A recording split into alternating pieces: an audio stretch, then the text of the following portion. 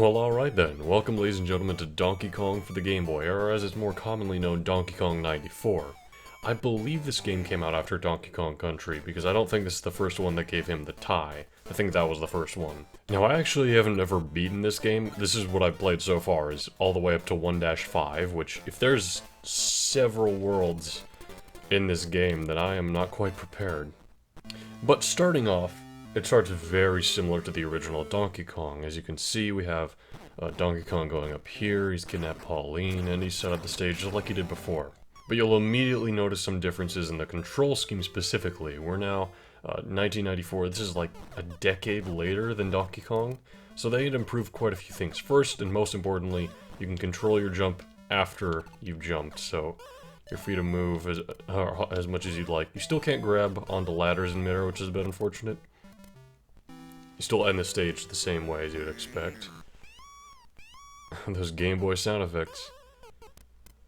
But also, some of Mario's other movements have evolved quite a bit. Even from standard Mario games, we have here a backflip, which is if you're walking one direction and you suddenly hit back and jump, you will flip that direction, like so. And it's actually much higher. It's a bit harder to perform, but it's much higher than the standard jump, so it's pretty useful. It's the end of the second stage. Third stage, 75 meters. Oh.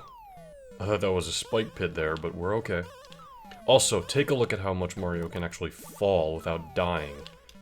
This is such an improvement from the original arcade game. You know, the platformers and the way they're built had definitely evolved at this point. Fall damage wasn't really a thing in platformers at this point. Although platformers weren't really a thing when Donkey Kong came out, so they were still kind of figuring that sort of mechanic out. Final stage here also looks very familiar. We have the platforms we get are erased like before. There are a lot more Mario-esque elements like ducking. Or, well, here you go. You can tell earlier because I went down the ladder. It's kind of useless, but it's a duck, I guess. Also, there are more Mario elements like that sound when you get an extra life.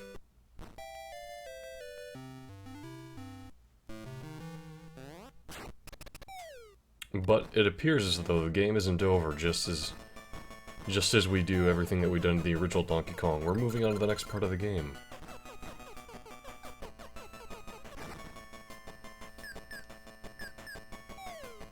A little cutscene plays out here, and everything from this point is very unfamiliar if you're a big player of the original Donkey Kong game. Now we have the option to save, which is really nice on a Game Boy cartridge actually. And we're moving on to stage 1-1, here in the big city. Now, like that cutscene showed off, there's a new mechanic in that there are keys in each stage to open the door. So yeah, we have brand new level design, everything's very different. It's kinda neat.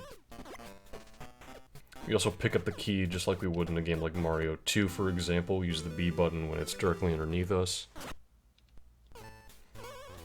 Levels are also much larger than they were in the original Donkey Kong. This one doesn't even fit entirely on the screen. Granted, this is a Game Boy game where the screen isn't super large, but still. Honestly, even though I really like games like Donkey Kong Jr., and there are some elements of Donkey Kong 3 I enjoy, this is honestly the best direct follow-up of the original Donkey Kong game. New mechanics, new kinds of levels, new controls, like the backflip with Mario and picking items up and everything. So I think if you're a fan of the original Donkey Kong game, but you want it to be a bit more refined, this is a great option. Here we have the first kind of boss is, he's going to be doing a stomp attack to drop a bunch of projectiles onto our heads. Oh boy, this is a bit of a rough spot. We're rather close to the top. Oh man, that's unfortunate. It's okay, we have multiple lives. The points you get, by the way, for jumping over obstacles, for collecting Pauline's items, those will help you get extra lives. Here we go, we made it before he got his next stomp attack off. And just like that, we're on to the second kind of half of World 1. And they introduce a new mechanic here, which I do like how they introduce the mechanics through cutscenes. It's not like a tutorial stopping you in the middle of the action saying, hey, here's how you play the game. It's kind of just showing you. So this next bit of the game, we have these bridges we have to build using these blocks we can touch. This is the last level I played in my little test playthrough I did before this. Uh-oh, I'm falling quite a bit. Okay, we're good. We're all good. So yeah, take the bridge item, place it here, and we can go across no problem. It does run out after a little small period of time, it would appear. I'll play one more level that I'm completely unfamiliar with. Oh, I see, this time we have a vertical kind of bridge. Or a ladder in this case. There we go. Dealt with that level. I'm just gonna real quick look up exactly how many levels there are in this game, because I am a little curious. How many worlds and how many levels per world? I'd assume it's 8, like you would expect. Oh my. Take a look at this. So Big City's the first world, and it has 8 levels, as we know. The next world has 12, then after that another 8, then after that another 12. And then after that we have the desert, which has another 12. Then after that airplane, which has 8. Iceberg, 12.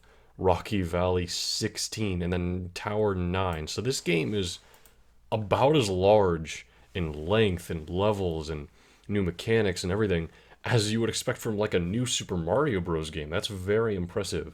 I'll have to come back to this game at some point, but I do want to get to the next Donkey Kong Country game since I feel those are more relevant to Donkey Kong's evolving playstyle. But yeah, I probably will come back to this game at some point just to continue it and see what new mechanics it introduces, maybe after I've test played through the whole thing. Or who knows, maybe it could be a fun little thing to do blind. Either way, we'll see in time, but thank you so much for watching this video. Have yourself a very good day.